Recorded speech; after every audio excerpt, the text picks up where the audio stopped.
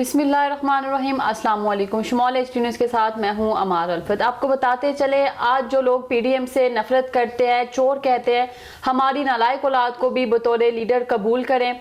साबिक वफाकी वज़ीर फैसल वोरा ने मजीद कहा कि अंधे को भी नजर आ रहा है कि सिस्टम तो नून लीग को सपोर्ट कर रहा है। जो भी हुकूमत आएगी उसकी मुद्दत 13 माह होगी, वो भी घर जाएगा। मौजूदा हालात में डंडा ही सबको ठीक कर सकता है। फैसल वोरा ने PDM काबीना की तस्वीर मोस्ट वांटेड टाइटल के साथ शेयर कर दी। फैसल वोरा ने निजी TV के प्रोग्राम में गुफ्तगू कर रहे थे। आपको बताते चले, आज जो लोग PDM से नफरत करते हैं, चोर कहते हैं, हमारी नालायक औलाद को भी बतौर लीडर कबूल करें। साबिक वफाकी वज़ीर फैसल वोरा ने मजीद कहा कि अंधे को भी नजर आ रहा है कि सिस्टम तो नून लीग को सपोर्ट कर रहा है।